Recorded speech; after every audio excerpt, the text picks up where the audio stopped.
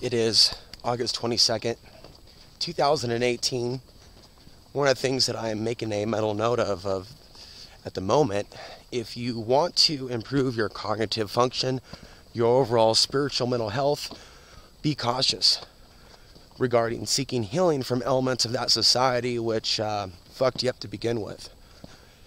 You know, they leave a lot out when it comes to suicide prevention, like actual real causes, scientific understandings, new science, understanding things like geomagnetic flux and how certain parts of the planet could really be challenging those people when they're flooded with energy. If people don't know what's going on, how could they prevent their own suicide?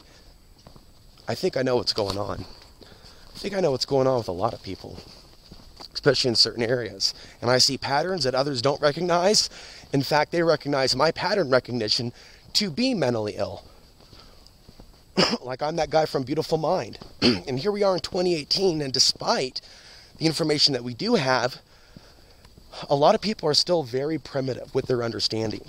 And when we look at the actual people that are hired in some of these professional fields, let's put it this way, a lot of them aren't qualified to deal with the growing mental health challenges that people are facing in this world that is obsessed with the illusions of separation, because if they haven't experienced it themselves, that spiritual warfare, which is what it is. See, if they recognize it as mentally ill, if someone's recognizing it as spiritual warfare, their genetics are under attack because of something that they know. We got to go beyond that. Does that mean that there is a role to play in the future for people that get it and understand those that are hurting? Perhaps people that can give them some spiritual advice or strength.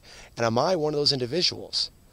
And will I come to that level of strength by having to heal myself? It's going to be a full day of videos here. I'm actually collecting my thoughts. I want to talk about the thoughts that come in my mind when I see let's just say a woman that has the potential to be looking a lot better. She wasn't with that dude begging on the street corner with the sign. Now, there's a level of compassion that I have for the homeless, and then there's the stereotype. And we're not all a stereotype for those of us that end up living in our vehicle or traveling around. Here is a RV right here. There's a lot of people that live in their vehicle that are in this parking lot that I'm in right now.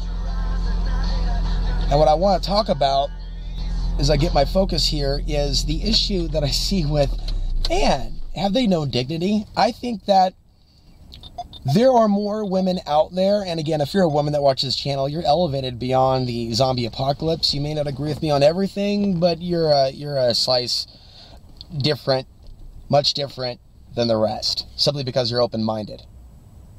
I think women, a lot of women that are down and out, rather be with a douchebag drug addict doing nothing with his life rather than a philosopher. I don't have anything actually against a woman that has not a dollar in her pocket. Maybe that's just the straight male in me.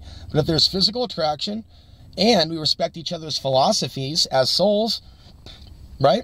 And I think that if there wasn't so much propaganda, there'd be more maybe conversations between myself and others, or if there was like a meeting place or meeting halls or things like that. But again, I've also been on the internet for a period in time. And I can see how a number of different people, women in particular, which is what we're talking about now, rather be with the douchebag loser than the philosopher. And there's safety in that. There's a little bit of psychological safety and a lack of them needing to be responsible as a soul when they're traveling with certain types of douchebag dudes. And you actually can skip dudes as well by jumping from one to the other. But there's tons of these somewhat decent looking chicks with guys with nothing. I'm telling you, like, as a male, begging alongside your girl is kind of demasculating. I don't know how some men do it, and some women are okay with that, with the dude that's begging alongside them. It's like, hey, we're a couple, please help us out.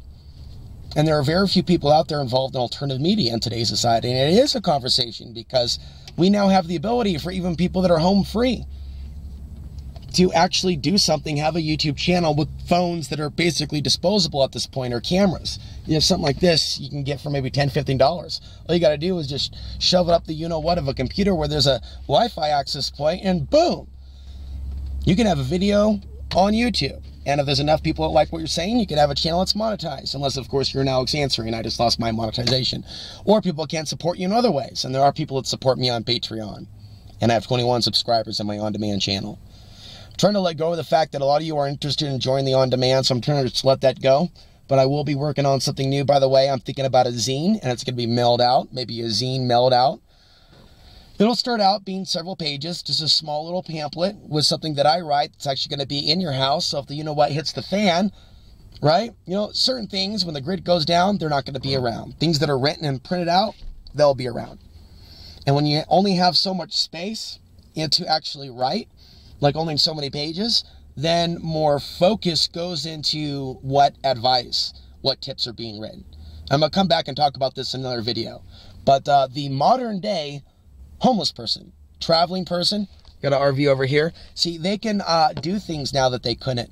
Me, I live off the grid, but I have to make income, and now income up some other way other than YouTube with the demonetization, and make things worth an individual's while to support what it is that I do. And I need to reach out more to the reader aspect, element of the audience. But when I see a lot of other people out there, and what a lot of women go for, it does seem to be built in. We're talking about like a biological code to not improve oneself and to almost have like the love bite, like Eve Lorgan, the love bite, to be with the douchebag dude that actually does nothing. It's always so cute how all the self-help spiritual women in our world avoid that topic on their channels. You know, I was looking at Katie Morton. Let's look at the skies for a minute. I was looking at Katie Morton. It's a chemtrail-free day. Let's give thanks. Thunderstorms coming in. Warnings of flash flooding.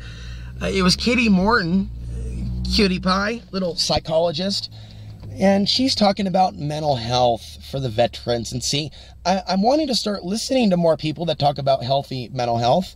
So I turn on Katie Morton, and she's talking about the troops that are over there dying for our freedoms. And she said, before I want to get started, I just want to say that I totally respect and, you know, pretty much bow down to the AR-15 and to the military uniform, because without them, I wouldn't have the freedom to do what I do. And see, that type of psychosis is frightening. You cannot get mental health tips from those that are sick. And I want you to keep this as a cardinal rule of wisdom. As many of you find yourself wanting to improve your lives, improve your relationships, you want to become healthier, you need to become careful where you get your self-help advice from. You want to be careful who you go to therapy to, or who you seek advice from, or who you seek, who are your acquaintances, even those people who you work for, and businesses that you work for. There may come a time where you need to clean house 110%, from your relationships to whether or not you have a connection to your abusive parents or your abusive, rotten children. Maybe some of your children need to be cut off. Some of your children need to be cut off. I need to not overlook the older audience members that may have parasite children. See, it's not just about bad parents. It's about people need to start stand up for yourself and not letting people take from you, abuse you, hold you back. Nobody should be holding you back. If you have a husband, your husband should be elevating you to becoming the person that speaks his or her truth. And if you choose to stay with a douchebag, that's on you, honey. Don't come to me when things don't go sour, or things go sour. And see, there's so many that do, and they need to wake up. The women need to have an evolution of consciousness with the male partners that they've chosen to keep around. They need to actually ask themselves, am I enabling men that don't do shit for shit for shit for shit? Nothing but fornicate, make a few bucks, and pop out a few kids. At some point, the women on a larger scale, whether you become a movement that's known or not, you need to start showing by example that you're choosing higher quality men to create children with on a larger scale, to where there would be a movement and people would talk about it. You see, we live in a day and age where there aren't even protests coming from the women of our culture regarding women that are sexually violating in foreign countries. How are we evolving beyond barbarism, barbaric behavior, the bloodthirsty Viking age, or the 13th century, right?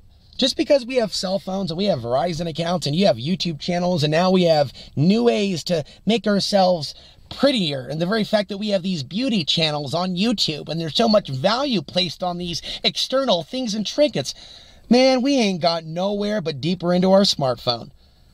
And see, I'm not talking to you on a smartphone. I'm talking to you on I'm talking to you on an HD camera that I'm going to upload later from the library this video to you for free on YouTube, because it don't matter that I've been demonetized. What matters is that I'm talking about things that get people thinking. I'm being who I am. I'm not wearing a mask. I'm not even bothering to shave today before I talk to you. Right? I love some of you that are out there, that have been there for years, and those new people that are signing up, that are becoming new subscribers, and you may not understand the psychic war that I've been through. You may be new to all this. You may have no idea the fires that I've had to walk over. Not only within this body, but in the entirety of this soul's existence within this realm. For we have no idea our true identities. We are only looking at little splinters of the possible. I don't know if I've attracted an audience behind me or not in the local bus station, but I'll tell you what, we got wonderful cloudy skies above, right? I'm feeling the Holy Spirit over here. We're gonna go for a little ride.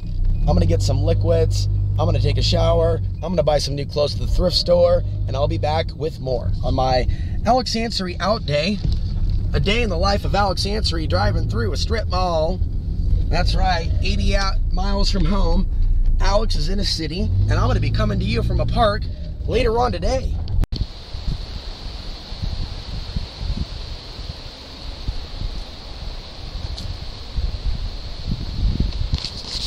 Does that song go by Allison Cooper? I can't get a job 'cause I ain't got a car. Da, da, da. Ain't got a car 'cause I ain't got a job. Da, da, da. Lost in America, lost in America, lost in America, lost. It's a chocolate river.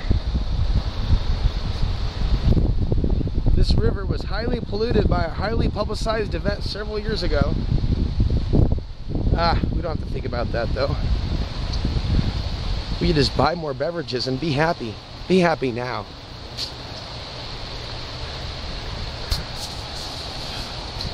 That is definitely some interesting looking water. We're actually traveling through a high-end real estate neighborhood in Southwest Colorado. I'm about 80 miles from home, and I'm going to do some hiking on their newly constructed city park. The area is so high-end, there's basically no place to park. I have identified basically that this is it. This is the entrance. It's by foot. There is no actual place to park.